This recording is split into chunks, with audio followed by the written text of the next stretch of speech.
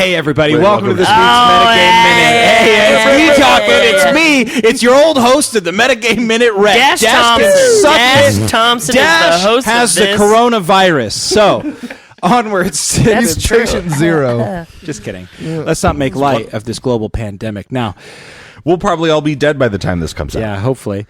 Neat. This will be blast off into space. And We will preserve it. All getting cut.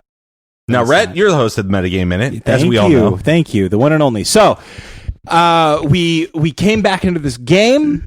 Julie was unconscious. We helped her out, and we helped her repair her teleportation ritual to get back to the Kingdom of Usama, apparently to the It's Academy. the Now- Metagame Minute, not the fucking Metagame recap. Yeah, that's all what I'm about to say next session. So, Yeah, idiot. Great hosting jobs. you know what? I'm fired. You know what? Hey, everyone. Welcome to the Metagame Minute. Yeah, now, thank let's talk about All how we're getting feeling cut. about this last session. How do we feel? Let's go around the horn here real quick. Okay, let's start here to my right. Bentley Michaels playing Riff. Go ahead and tell us, how'd you feel about that last sesh? We say sesh here. I liked it a lot. Just meditating. Like, I feel my character is at this thing where, because she meditated like in the prison and could kind of see like the other dimension that we were sort of in, which was obviously a big clue, and I didn't get it in game.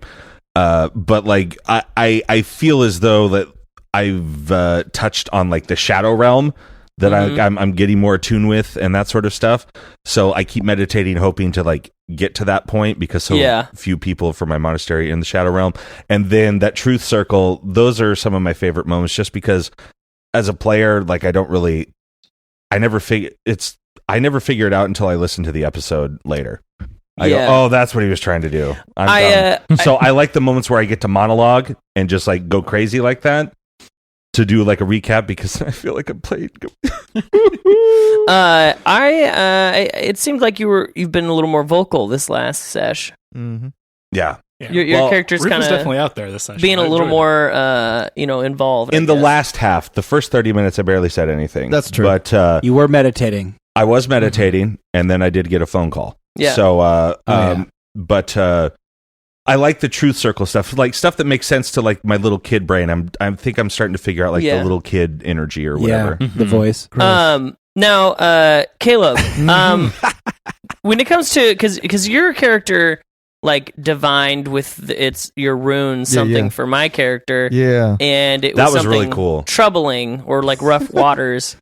Did you tell my character this, or did you just find that out and now you've just been watching my character panic attack? I'm communing with my spirits or my gods or whatever, and it helps me observe like a potential outcome or something like that. And so the way I envision it is I commune, I figure something out, and that spirit then kind of rests on the person that I'm focusing on, if that makes sense. Gotcha. Like that energy, if I am meditating on you, like you while like I'm doing that rune pull, that whatever that is, the communication that comes through is directed towards that person, and then it kind of opens up. Does your character feel any kind of way when they find out something, when they do this about another individual? You know what? This is the first time doing it with the mechanics that Alex has kind of put in place. Yeah. Mm-hmm. So what I'm feeling now is that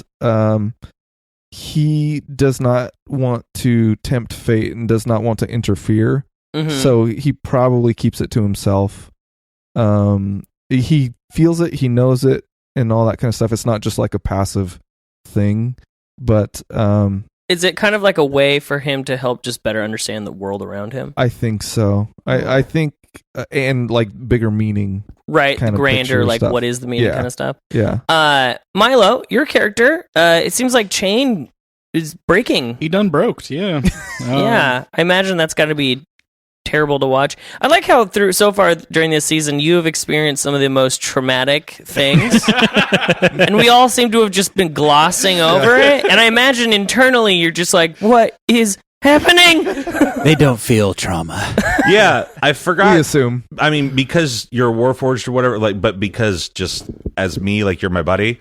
So I'm like, oh, and we're supposed to be, we're making the podcast. We're supposed to be doing the adventure. I forget that the war is against Warforged. And we said something like that last session where you found like that room of like all the broken robots, and you're just like, no, my people, oh my god, it's like a crazy surgery room for. But that's how I was trying to get your back on the memory like thing. Me, a little bit more this time. Yeah, what was up with that? In the only way that I could, which was like, what if I hurt them? Yeah, I liked that. What do you But think I would like have that happened roleplay. Cool. if that didn't if that had to go? Let that us way? put our thoughts into your mouth. I'm not 100% sure what you guys are asking. Like what? Like obviously, like Ball didn't want to have his memory tampered with, but like, do you think there was any sort of like good or neutral outcome from that situation, or? Well, I think it probably would have been fine. Like, just as me, the player, but Ball, I don't think would want to have anyone kind of messing with his mind or tampering with his like mechanics or anything like that. And he has like issues with people not like thinking of him as like a real living being kind of thing. Right. Because he's a little bit, he is a Warforged, and like in this area, Warforged are these like scary, like the villains, anti-Usama, like mindless creatures. That was kind of my thinking in that situation. Rhett, let's go back to you, I guess. And that's all the time we have. That's all the time we have. As Zephyrus, how are you feeling? How about your character? You're on your way back to your estate. That's the plan. Yeah, hopefully. Party. And, it seems weird to me that they don't know you with how much you boast as a character. Yeah, it makes me feel like we're gonna go to your estate and it's just a shack. You're just poor. There's a parking lot now. Poor. I've got this like amazing dress. I just look super sharp. I got a manservant. I'm like, welcome to Chateau de Magnus, and it's a cardboard box in an alleyway. You're just a homeless crazy person. I'm like, Don and now Quixote. your payment, and I hand you all wooden tokens that I've carved. Cardboard These chips. are good for Good one for one hug. free back rub. Yeah, exactly. Now you can all stay one night in my cardboard box. Of course, there's only room for one at a time, so it takes a bit to get through, but here we go.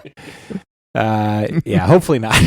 I've never been to Chateau de Magnus, but I have a feeling it looks pretty awesome. Pretty good.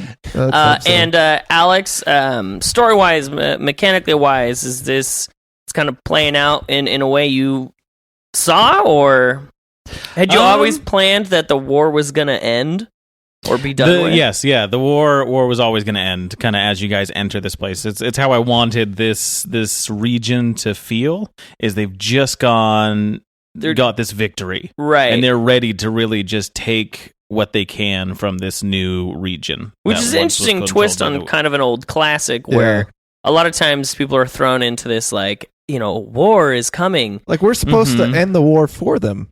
Yeah, and I thought it was interesting that it's done now, and now we're just kind of like, well, what the fuck do we do now? Offering us this freedom, let's party. which is really cool. Yeah, which is really, really cool, and I like that. Well, it opens it up so much more. We have to restart the war. You know what? I heard one of those mages say something war. real bad about you. That's right. And then the House Magnus profits off of it. Okay, I think that's good. One more thing. I wanted to let you know the rune that I pulled for your character. It was reversed, which is usually not a good thing. So I wanted to read what it said in the book because it's kind of applicable. It says, when this one is reversed, it often indicates a failure to draw upon the wisdom of instinct. As a result, the intuitive side of your nature may be languishing, leaving you out of balance. What is called for now is to go within to honor the receptive side of your warrior nature. Bada bing. I'm going to become a serial killer in this show. Yeah. Hell yeah. All right, that's been Metagame Minute. I'm your host, Dash Thompson, comedian, actor, writer, playwright, Dash Thompson. Thank you, and goodbye.